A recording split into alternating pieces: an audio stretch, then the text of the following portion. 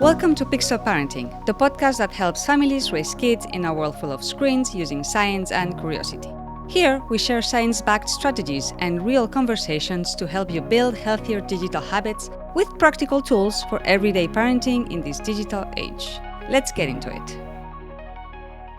Your child wants to play something you don't fully understand? An app or a game that didn't exist when you were their age? Today we get into how and when is best to have those conversations and what to do if you feel you are late to all of this. Parental controls are important, but the conversation matters more than any setting on the device. My guest today is Dr. Elizabeth Milovidov. Dr. Elizabeth has spent more than 20 years helping families navigate digital life. She founded digitalparentingcoach.com and digitalm.org with her son Maximilian, a youth safety advocate. She serves as an independent expert on digital parenting and children's rights for the Council of Europe, has advised Microsoft and European Schoolnet, and she has served as senior counsel on digital gaming and metaverse at the Lego Group. And last year became Roblox's first global head of parental advocacy. She will help us understand what Roblox really is and how to approach these conversations across any tech your kid is on. Let's get into it. Thank you so much, Dr. Elizabeth, for being here. I'm so excited. Me more so. Before we jump into the topic, I'm going to share a story. This project, Pixel Parenting, has changed names 3 times. And one of the names I had was Digital Parenting. And when I was looking for a domain, I thought, well, digital parenting something, right? Coach, labs. And I ran into Digital Parenting Coach and I found you. This was years ago. And I'm like, oh, she has a great domain and she does exactly like what I want to do. She has a great business, she's an expert. Anyway, you had the cool domain. And then years later, somebody said, hey, you should look at Dr. Elizabeth. And I'm like, is that digitalparentingcoach.com? She has the cool domain. So when your communications team reached out, I was like, oh, I know her. I've been following her work for a long time. So I'm glad to have you here. Patricia, that makes me so happy. And it's very, very funny because I chose digitalparentingcoach.com because the day before somebody took digitalparenting.com. I just wanted digitalparenting.com in the beginning. Yeah, this was, 13 years ago. Yes. Yeah. I also wanted digitalparenting.com. Yeah, it's got, but the person's not doing anything with it. See, look at what we could do. Let's buy it, Patricia. Let's go. Let's make it big. Totally. Yeah, I checked a couple of days ago when I was preparing and yeah, it's still not used. So anyway. A side project. Side project, yes. Well, thank you for being here again. And let's jump into it. Yes. Communications. So most parents I talk to, the first thing they do when their kid asks, I want to play Roblox, I want to play something else, I want to use an app, is Google parental controls. So they don't Google how to talk to my kid about whatever they want to use. Why do you think that is? I think because it's hard, right? It's really hard to have these conversations. And it's not that parents are lazy or anything like that. It's just that it is hard to start the conversation. It is hard to hear something that you don't really want to hear and to then figure out how to pivot and adjust. And yeah, for me, conversation, the two go hand in hand, right? The technological aspect and then the conversation. But the easier option, obviously, is to try to just, toggle a button and say, oh, okay, everything's done. My child is protected. And you and I both know it's not that simple. So what do parental controls do well and what don't they? Where do they fit in the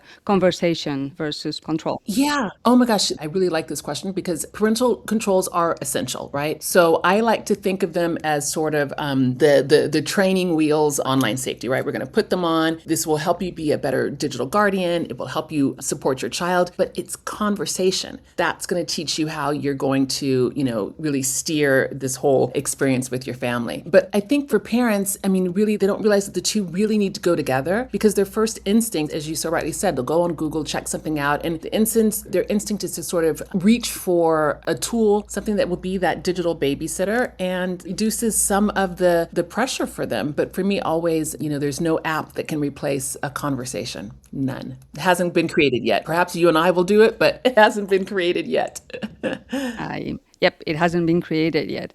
What's a common reason that parents avoid these talks? You've talked to a lot of parents. Why do we, because I'm also a parent, do we avoid these talks, and how do we get past that? I think that we sort of avoid it because we don't want to come off like we're interrogating, right? We don't want to come off as, being some sort of dictator and asking all these sort of questions, and we don't want to appear defensive. But I think that's why if you flip the model and if you use curiosity, right, and you show that you're interested in what your children are doing instead of interrogating them, that it's just a natural way. And we're parents and caregivers, so obviously we are really interested in our children's lives. And for me, it's just a mindset shift to think that, you really can be a digital guardian, without having to say, looking over their shoulder and saying, what's this? What are you doing? Etc. Because obviously they're going to close out the game, the app, they'll give you the shortest answer possible. They'll get into defense mode. But if you kind of shift that and you're really just kind of pulled back saying, what are you doing? What's really cool that's happening in your world right now? And you're just showing them that you are interested in their activities. And children want that. Afterwards, they will be the ones showing you what they're doing. At least I hope so.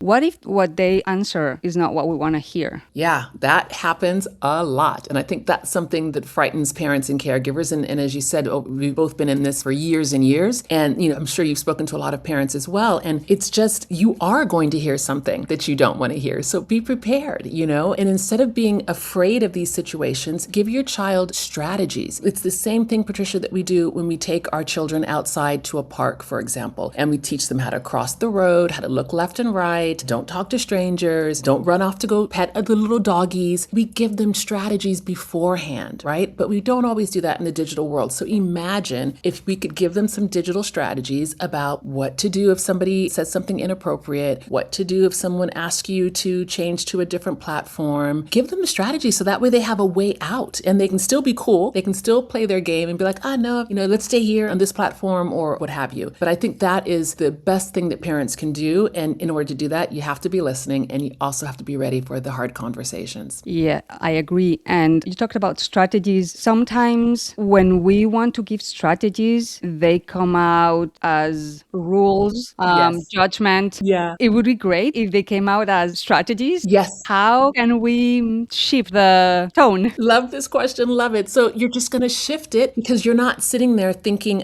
imposing a rule. You want your child to be involved with you. So you ask them to set those rules. You ask them, how much time do you think you need to play that game? How much time do you really need to be on social media to connect with your friends? Okay, that looks good. Let's give it a try. Let's see how it works. And then let's watch how you're doing, how you're sleeping, how your schoolwork is. And if that works, then that is the right balance. And if it's not, we're going to adjust. And I think that's how you get those rules in place. If you're not thinking of them again as rules, you're thinking of them as conversations. You're thinking of yourself as a digital guardian for your child. And I know that this sounds so simplistic, but if we liken it to food, right? The idea that we know our children want candies and sodas and junk food, and we find ways, to give them a little bit and to say, come on, but let's do the healthy stuff. So it's always about you just having that conversation and putting that balance, because I promise if you say you can never touch a soda or chocolate, they will go there first. So I think it's the same thing when we see all sorts of super restrictive behavior. Let's support them, let's guide them.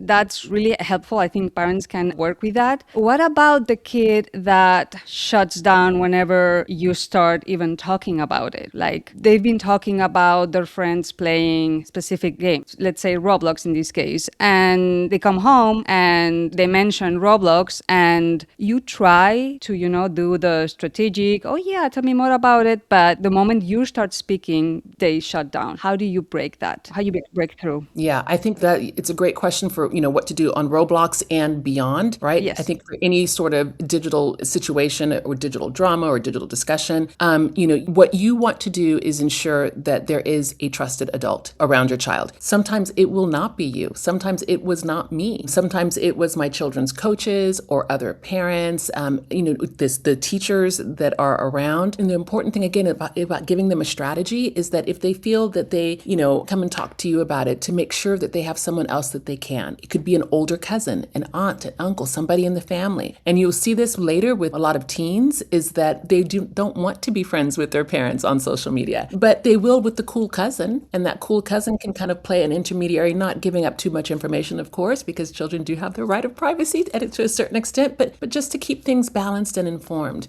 I think that with Roblox, specifically, I mean, that's something that we're working on right now as well, is trying to put out conversation starters to really help parents, make those conversations easier, and to realize too that even if your child shuts down, and doesn't want to talk, try again another day. And don't try to speak to them when, they're upset about their homework or they're hungry or, they just had a breakup with their bestie. Pick those just small moments, those small times, whether you're, doing the dishes together or walking the dog, and just show, again, that curiosity and not the criticism. Save the criticism for, talking between parents and talking to me. Let me know, so see if I can't help. But for them, your child doesn't want to hear that. They just need you to be there. Love it. The curiosity. It's hard to put it out there when you fear for them, right? Yes. But, Patricia, I love that, because let's take the digital away, right? So let's imagine that we are sending our child off to summer camp for the first time, or we're sending them to the grocery store for the first time. How do you take the fear away from these physical situations? You prepare. You're talking with your child. You've given them information. You may even discreetly follow them from behind, right? Which is something that you can do with parental controls if we're talking about being in a digital space. But the whole point is that you don't just let them go. You don't just, let them go off on their own without some guidance and structure. And again, for me, I think something that I've seen that's always worked very well is having parental controls, the physical ones, and having parental conversation. Love it. Let's get a bit more specific. A lot of parents come to me asking about Roblox, and I realize that they don't understand what it is. So they come to me with the question, my child wants to play Roblox, is that okay? But I don't believe that's the right question, right? Because what is Roblox? Can you develop on that and explain to the audience what it is, basically? It is immersive space. Let's just call it that. It is not one single game. And I think that's what parents don't understand, is that there are millions of games on the platform, and things that are just, as simple as colors bouncing around to really intricate, gaming with strategy and things like that. I think that's something that we're also working on here within Roblox, is to try to make it simpler for parents to understand what is Roblox, what are the benefits of Roblox, what can your child do on Roblox. Again, as I said, connect, create, communicate, depending on the correct age. Those are the things that we want them to understand. And, if there are risks, how can we minimize risk? How can we make sure that your child is speaking to children of the correct age and these types of things, which is why it's really exciting that Roblox has been listening to parents. They created my role a year ago, and it's the first one ever. It's the first place that we have head of parental advocacy, and that's all I do is advocate for the parents. I am their sort of voice internally. I'm a bridge going back and forth. So, for example, I'm going to ask you later, what are some of the concerns that you've been hearing from your parenting community, so I can take that back with me to our cross-functional teams in production, the engineering teams, etc. And that is my role. Roblox, for what I understand, is also, you said creation. So you can create games with Roblox. Yes. And I've tried the tool and it's amazing. And it's a great opportunity for kids to learn to code too, by the way. Just for the record, for the audience, I have no relationship with Roblox in commercial way, but I think it's a good way to create games. Also, if everybody can create games within Roblox, what does that mean for parents, right? So it's many games. Who creates those games? Yeah, I think that's a super question. So I think that's something that parents really need to understand, is that everything that's on the platform is user-generated content, right? So it's not like, I'm sitting here developing games for Roblox. These are the people that are out in the world who are experiencing life, and, whether that is, riding a bicycle, and so they want to create a game where they're riding the tallest mountains, or if there's, things that they're seeing in their own communities, things that are maybe upsetting to them or not, they are just showing it all. It's sort of a place of, free speech and democracy, just talking about, what's happening. But I think parents need to understand that, it's a huge platform, similar to any other sort of like online platform that has lots of different content that's age appropriate, where you can select that profile for your child before they watch that movie, select that profile before they watch that cartoon. Well, you can do the same thing on Roblox. It's just that simple of understanding and knowing about parental controls. And again, that's something that we're working on, innovating all the time to make it easier for parents, because we have heard them. They've said that sometimes the parental controls are a challenge, linking accounts, a challenge. So we are doing everything right now now and have been in the past few months to make things easier. Sounds good. I think that a lot of parents don't even realize that we have a learning hub, right? Where you can go and that's something else that I'm working on to make it more visible on the website. But there's a place where parents can just go and they can find games that are created by the BBC, the CBBS Bite Size, things like that, educational games. But parents, I'm going to tell you right now, do not take these games to your kids and say, hey, I've got some educational games for you. Don't do that. Don't mention educational games. Just say, I've found some cool games. Want to try? Because if you start saying educational, they're going to say, ugh. But just let them get in there and play. They will learn, they will thrive, and they won't realize that they are playing educational games. I didn't know that BBC created games for Roblox. That's awesome.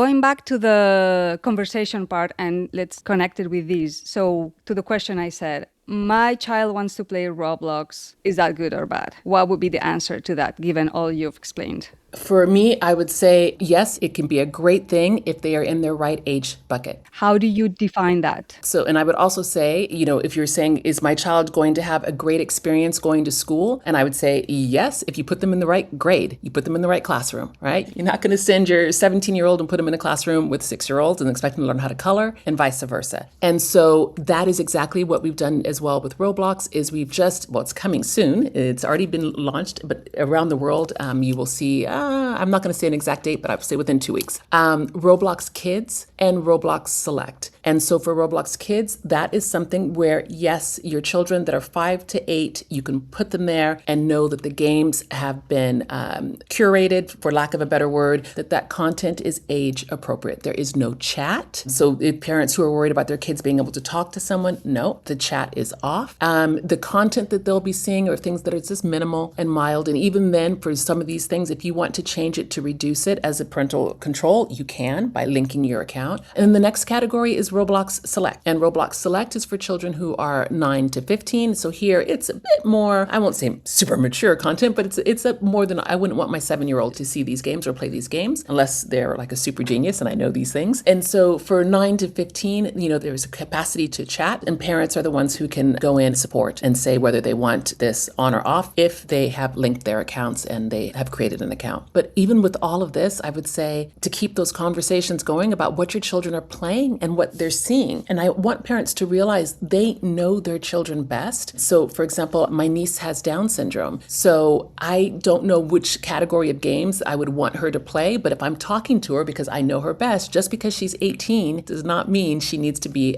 playing those games. So I think that really, again, it's about you knowing your child, knowing where they are, if they're neurotypical or everything else. And so that way you can adjust for your family and for your expectations. And that's one of the things that we're really always trying to do at Roblox is to make sure that parents have agency and they realize that, they are a trusted partner with us. And, this is two ways. Let's create some solutions together that are, again, both technical and practical. Love it. Going back to the conversation part of on things and getting a bit practical, what does an actual Roblox or conversation sound like at the kitchen table? And I'm saying Roblox because you're an expert in Roblox. And as I said, many parents don't have the knowledge of what Roblox is. So I think this is very practical for them. But I think the Roblox conversation would be a conversation about games and games that specifically have chats. So what does an actual conversation look like at the kitchen table when a child asks, I want to play Roblox? So I think something that's, again, as we talked about curiosity, is, what is Roblox? Let's do some research together. Let's go take a look. And so one of the easiest ways to take a look at Roblox or any other game, because we talked about,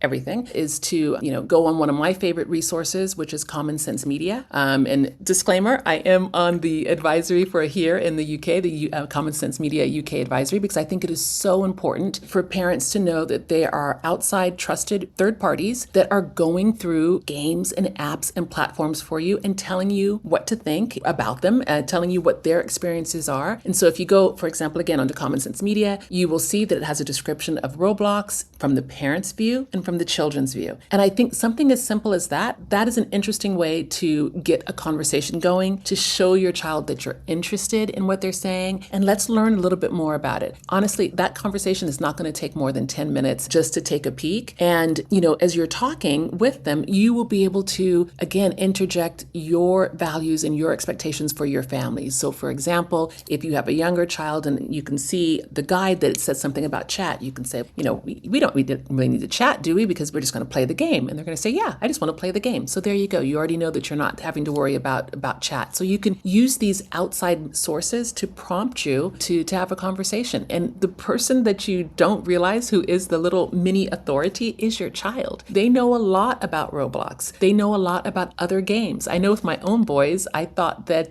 they had never heard of Call of Duty or any of the 18 plus games when they were younger because we didn't have them in our house. They weren't allowed to play them. Patricia, they were watching them on YouTube, so they knew everything about the games. So I think it's that kind of reality to realize that, even if you don't let your child play a certain game right now, they may hear about it at school. And so you keep them a little bit informed about why this game is not appropriate for them right now at this age, and then why it is appropriate for them. Yeah. Whenever they come, parents come and they ask the question, is Roblox okay? I'm like, what are your kids playing? What's the game? What are they doing in the game? Who are they playing with? Do they not, like the whole safety conversation with the curiosity, not with the judgment. It's hard. It's very, very hard. And I'm so glad you brought up those questions because those are, I always call them the 5 W's because they were brought up years ago by Parent Zone in the UK. And then I added a few. So it's, the WWW, who is your child talking to? What are they doing online? Where are they going online? When are they going online? And at what time, right? Because a lot of times parents don't realize their kids are gaming at grandma's house or after school or late at night. So,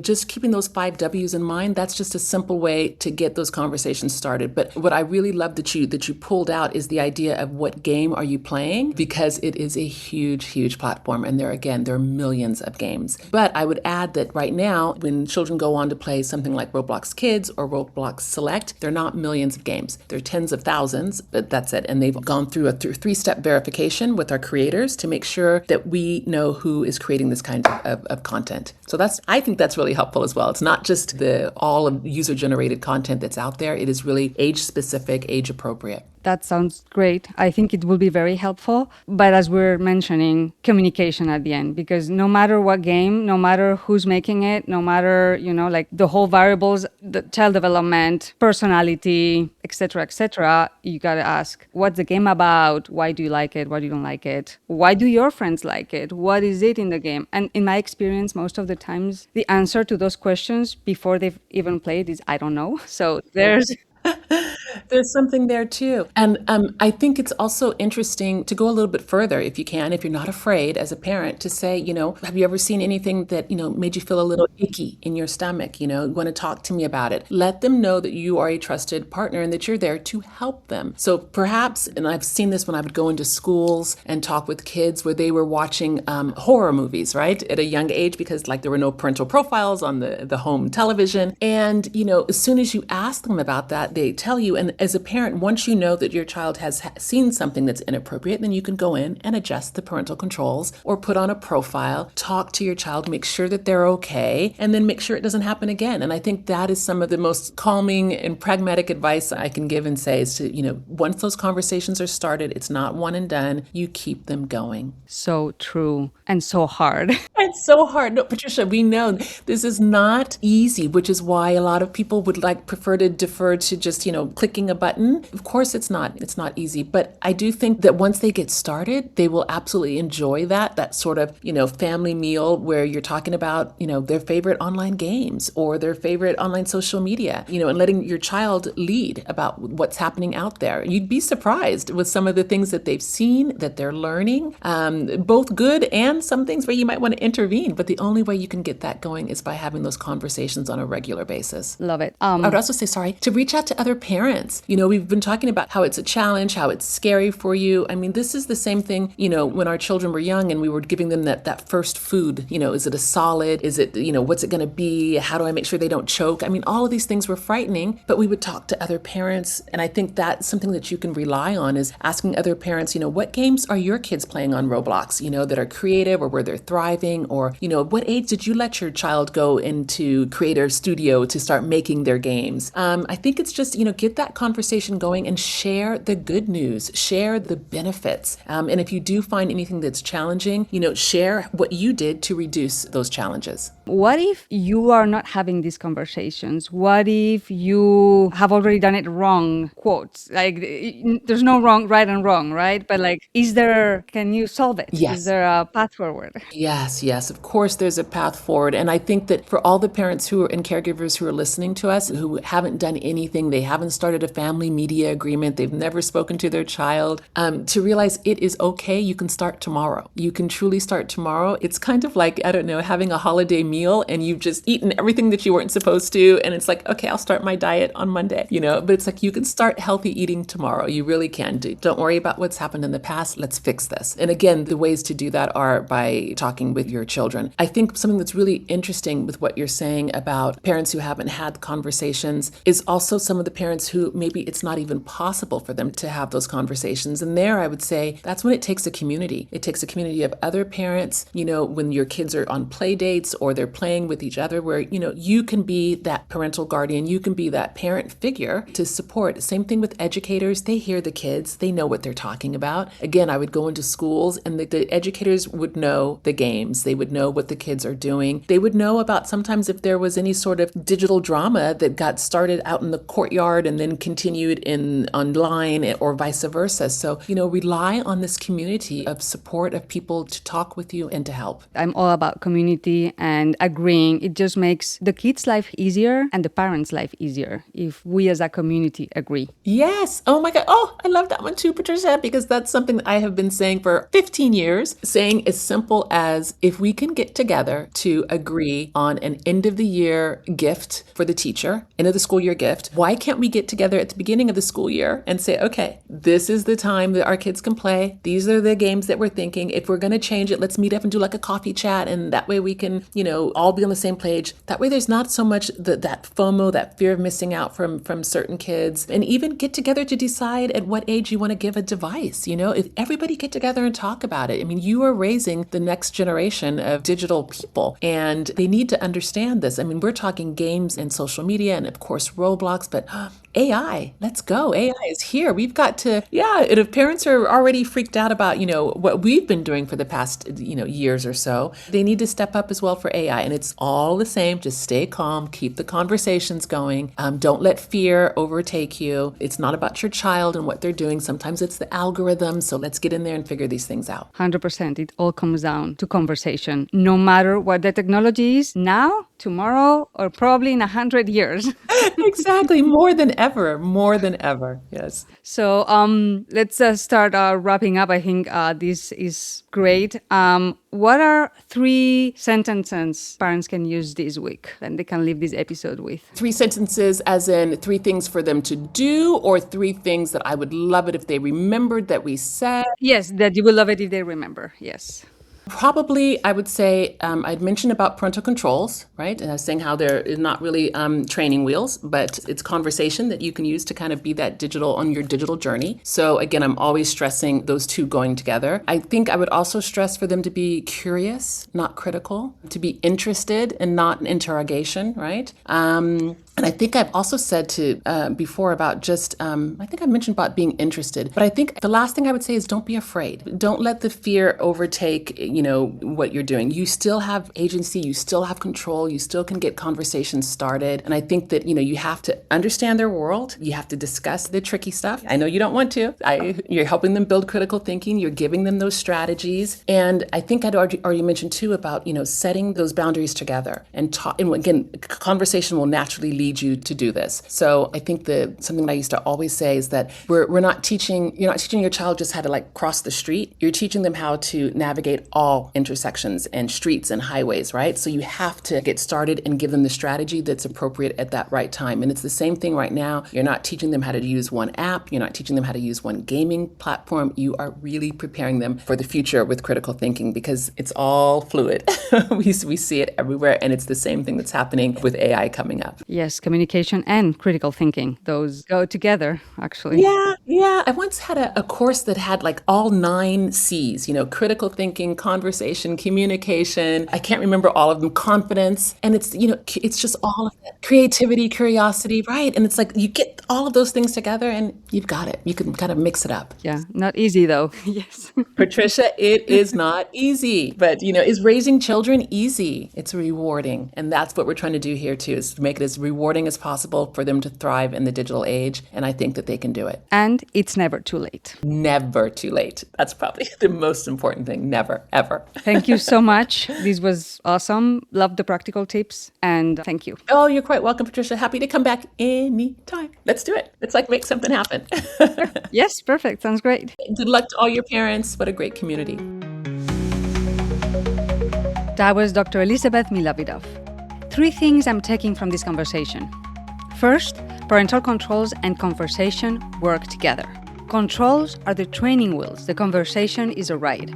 Second, curiosity, not criticism. Interested, not interrogating. And third, it's never too late to start. Links will be in the show notes, as always, and if this episode helped, share it with one parent who needs it. And remember, stay calm, keep the conversations going, don't let fear overtake you. You can do this. Thanks for listening.